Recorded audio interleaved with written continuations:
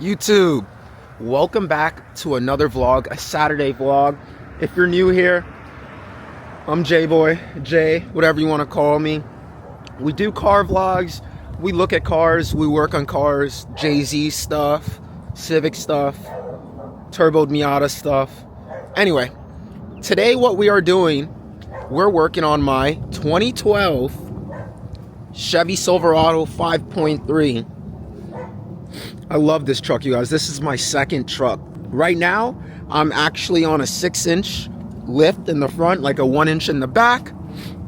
It's kind of janky. I have an upper level, a 3-inch lift spindle, but if you see my tires, these shits are killing right now. I literally have like -7 in the front. So today we're gonna try to fix that and make things better. Camber's actually out on this side. This shit is driving crazy, you guys. If you look at the tires, they're literally dragging. Disregard the messy garage. We're doing a big 1JZ project in the back. Tune into the other vlogs. Today, or this morning at least, we're gonna dedicate this to the truck.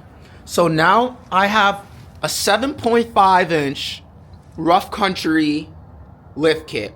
Basically, lift struts, lift knuckle, the cross members, all the hardware. I have 3 different sizes for rear lifts. It gave me a 7-inch block. I bought a 5-inch block, and I also have 3-inch blocks. I think I might go with the 5-inch blocks. I don't want it too leveled, meaning the back usually sits higher on these trucks than the front. So we're probably gonna go with a smaller block. I just wanted to walk you guys through this. I really don't see too many videos on YouTube with this 7.5-inch install. I usually do see them with the, what do you call it? They usually put like a strut spacer at the top, which is absolutely terrible. So the strut spacer is almost like the top level that I'm running right now. It basically compresses your spring a bit more, and I don't want the spring to be compressed. I want it to have more of like a sturdier and like a more firm drive. So they actually do have this same lift kit for about $400 cheaper, where they'll give you basically a fat ass puck that goes over the strut. But I chose to actually go with the lift struts. So that's gonna be fun, you guys. I got new like camber guide pins that go in the upper control arm. Those keep on popping out on my truck. So let's get it going. I just want to show you guys this. I usually don't do truck vlogs because I did some in the past, and YouTube absolutely hates that. YouTube likes to see this car shit that I got going on, you know? But come vibe with us. Thank you guys for tuning in. If you're new, hit that like, comment, and subscribe button, you know? And I'm just vlogging shit, you guys. I'm showing you guys my weekend and so on. I work too many hours to really be trying to vlog during the week. I try, but it's the weekend, so we're outside. Okay, guys, let's do a little musical cars. I need to move the truck up closer, Civic out the way, because I'm not going to work on this thing in the grass and let this shit sink in on me. Let's do it.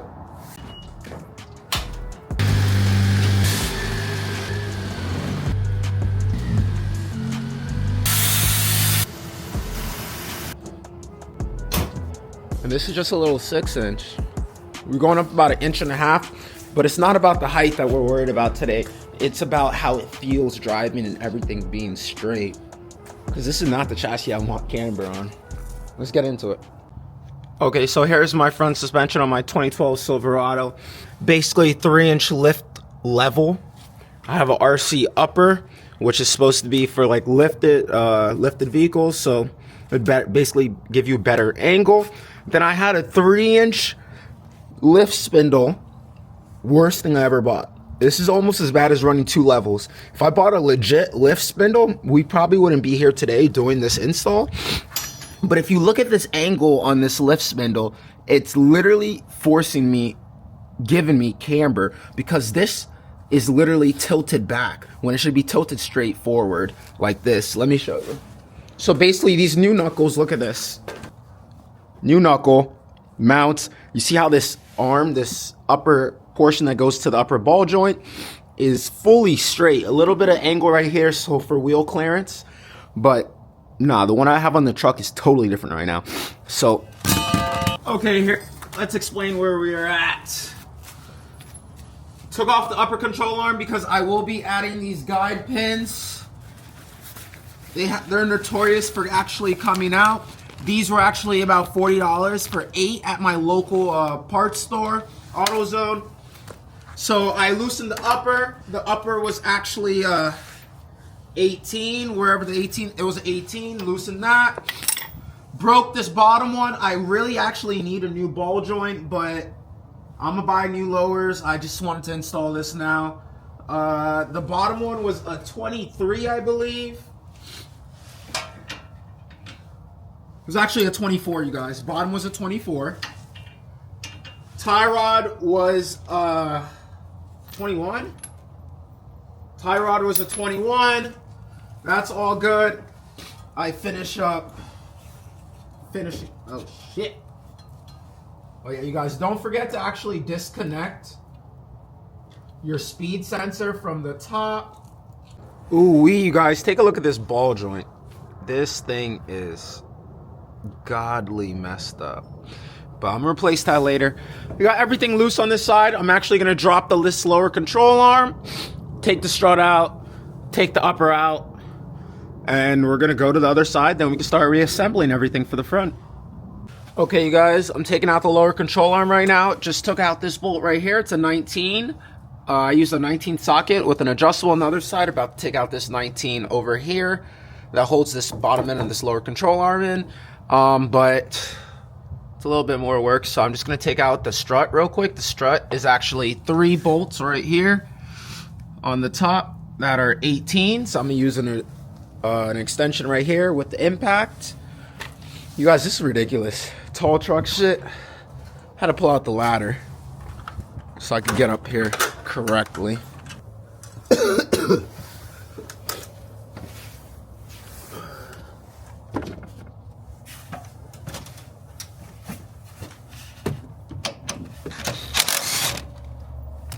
One, 2, and 3. Just like that, you guys. I just wanted to show you guys the difference. Stock Strut from 2012. Truck had about 130,000-40,000 miles on it. See, just slightly rust, but it's not real rust, just weathered. And you guys can see the difference. And this is with a 3-inch level on the top. Look at the strut difference. The length. Oh my god. This is even more girth. Yo, you guys, this thing should ride very well. On the 7.5 install, truly this truck shit is easy. Everything is just way bigger. Holy crap. Size comparison again, just because I'm flabbergasted. Driver side front fully torn down. Passenger side front fully torn down. And it's so funny, you guys. I ordered extended brake lines because I was trying to get away with this before I bought the lift, but now the lift brought me drop down brackets, so I'm probably just going to use the drop down brackets for the brake line so I don't have to re-bleed the system in the front, basically. But that's usually the way I run my life, you guys. I try to almost cheap out. I buy all these parts. Could have been bought the lift, but let's keep it moving. Basically, I just pulled apart the hub from the stupid 3-inch spindle I had. Let me show you guys this angle of the freaking spindle. Look at this, you guys. This thing actually has a wicked slant. It should have been more vertically straight, so that was giving me camber I did not need. And let's reassemble everything. So if you guys are at home and you're actually doing this kit, this is really where you would actually reassemble everything. But what I'm going to do next, it doesn't look like the kit of bolts that they gave you and everything, gave you any hardware. It's actually put the spindle back into the hub. So I'm just going to reuse my old hardware, torque everything down. But I actually need to pull the control arm so I could put the new guide pins in over there. So let's tighten this back up and let's do that next.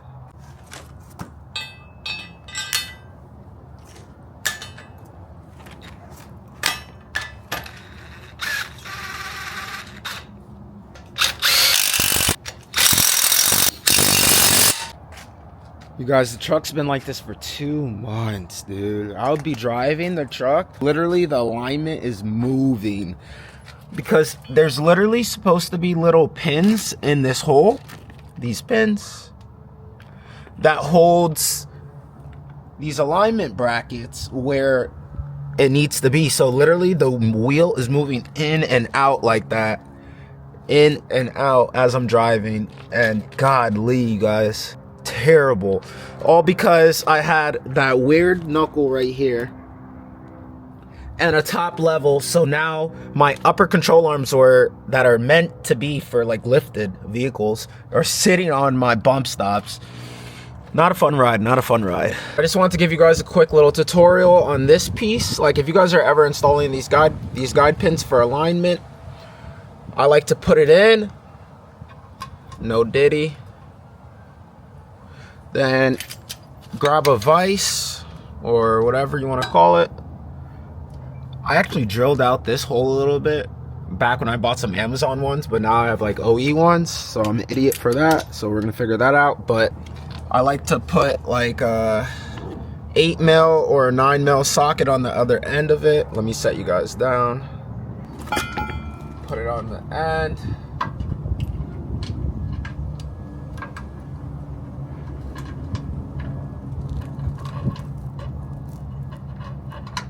Then just vise it. Why do I keep on saying vise? Just close it. It's kind of tight right now.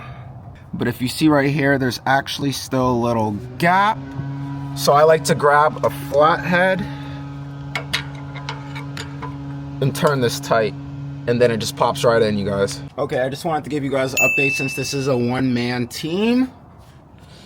Was putting the rear cross members in because I need to drop the sway bar that's behind it.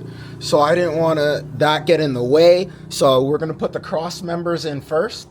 I actually just put this cross member backwards and realized. So there is a dividend that it comes out a little bit right here. If you guys can see. So that means it goes forward. Like how the RC is facing forward. And the dividend or whatever comes out forward. So these both go forward. Obviously use their new hardwares at the top, reuse stock hardware to put your lowers back in. After I put both of these in right here, just need to push this bolt in. I could put the lowers back in. I'll let the lowers just rest down. Then I'm gonna move on to dropping the sway bar in the back right here. So I could put the drop bracket on that so we can reattach everything together. So you guys, it's going decent. It's going decent. This is definitely, I've been at this since probably like 10 a.m. It's about 12:30 now, so 2.5, 3 hours in. I took about 3 breaks already because I'm lazy. But they say this is an 8 to 10 hour job. I believe it. I believe it. But let's keep on going.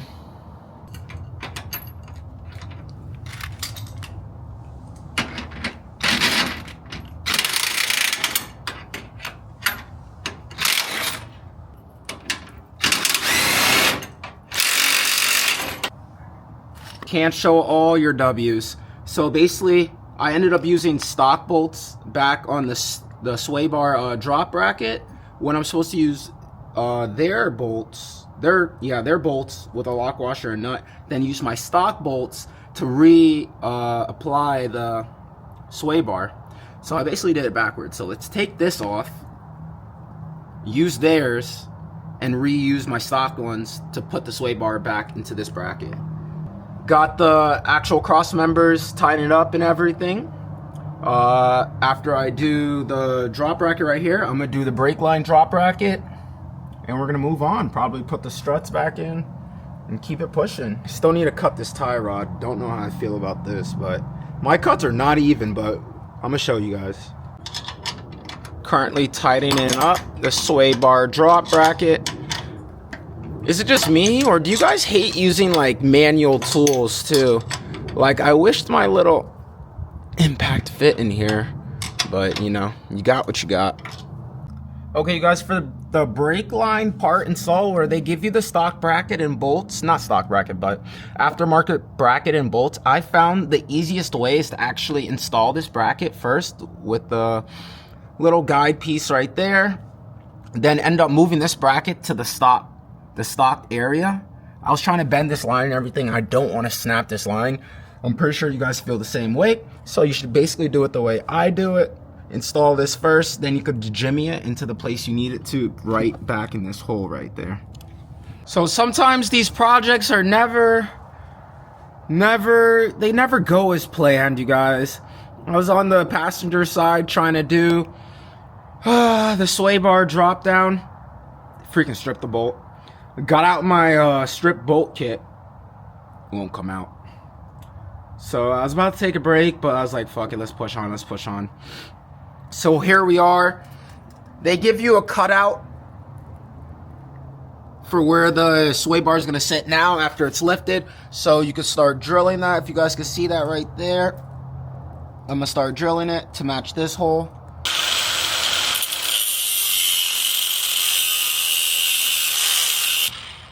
This is the stupidest shit I've ever seen. Rough Country wants you to cut off 3/8 basically of the tie rod, outer and inner, for better alignment, it says, but like pretty stupid. But that was a pretty clean, straight cut. I'm satisfied with it. Okay, YouTube, we're 6 hours in. Full driver's side done. Just need to bolt up the lower, put the knuckle on right here. Done. Did everything.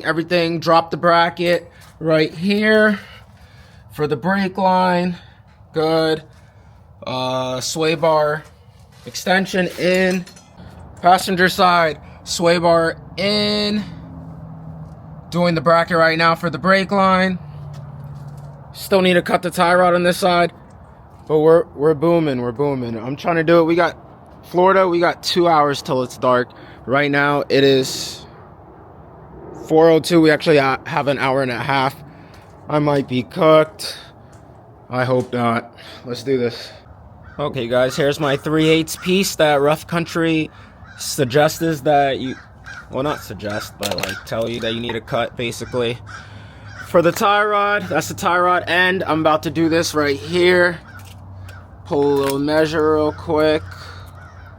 Okay, let me put you guys down.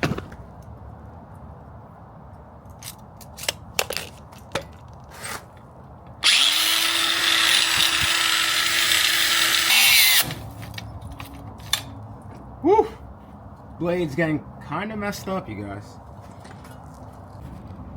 Now for drilling the hole for the new placement of the end link that goes on the sway bar, you could print out this little guide online that I did where it shows where the factory hole is and then where you should drill the new hole, or you could just measure it. I like pictures, so we did it this way. So just drill it right through.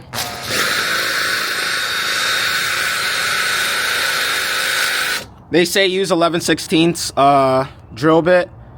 My drill bits are just thrown everywhere, so I just grabbed one that fit in the previous hole, and that's what we're gonna do. So you guys, when you're installing the lift strut, I know most of the kits that you guys end up buying is with the puck, then you reinstall your stock strut. I ended up getting the loaded strut because I wanted a new strut. But what I found the easiest, and sometimes these things don't want to line up at the top. I was like, what the hell, did they send me the wrong strut or both driver sides or some bullshit? But since the lower control arm is already supposed to be off, I found the easiest ways. Line these up with the hole at the top, put these in at the bottom right here on the lower control arm, then jack it up, and you're able to slide it in a little bit easier into both mounting spots, and everything's already together. You could just continue to jack this up to put the spindle on, and you could just put everything back together. It's the way I found it was the easiest. But you guys see the second drill hole that we had to do for the new mounting spot on the sway bar. The bracket is going good. This still seems, I did the other side, it still seems kind of stretched. Hopefully it's not that stretched when I put the wheels on. But dang, I might come back and actually do the extended brake line. So I might actually suggest that for you guys just for reliability. Because look at this line. It has a little bit of play, but it's definitely like stretched a bit. Good morning, YouTube.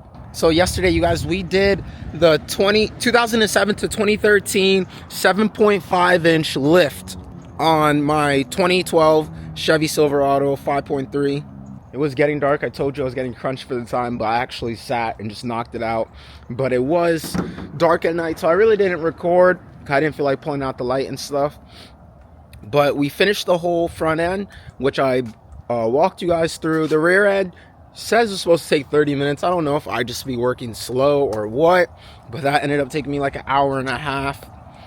But for the rear end, the four nuts that are on the U-bolt are actually 21s. So I ended up actually putting in a 5-inch block. I did not want to use the 7-inch block. I just felt like that's going to make it like too leveled or a little bit of like a reversed rake. So I ended up just going with a 5-inch block with the rough country struts. Basically what I did was I jacked up the truck on both sides, put it on jack stands. Then I moved the rear, my second jack, to under the differential. And I was able to loosen up the U-bolts and slowly drop the axle, holding it with the jack. Slide the blocks in, put the U-bolts, the new U-bolts right over. Never reuse U-bolts, you guys. Usually when U-bolts start getting tight, they expand, and that's what holds it in spot very well. I actually had to cut the tips of the U-bolts. I actually need to cut them some more and just give it a good torque down. But that was pretty straightforward. In the 7.5-inch rough country lift kit, they want you to use transmission shims, which I did not put in. It's for like the drive shaft angle and stuff. I did not put those in. I don't know. Most likely it'll be fine. Seems kind of huge. Look at this.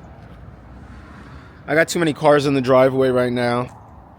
But godly, you guys, look at this. Like, keep in mind, like I'm like 5'5", 5'5.5".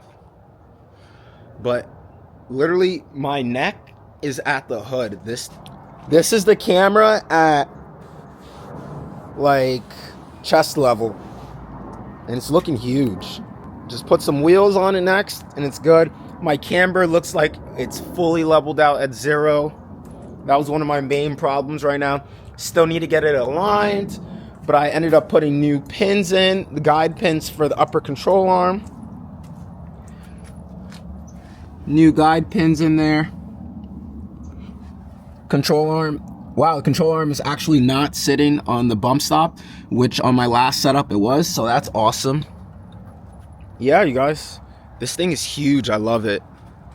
This thing looks so good now. This is not my usual type of video. I usually do car content, but hey, we're just gonna drop a video on the truck, so I just wanted to give you guys that. But thank you guys for tuning in. Like, comment, subscribe.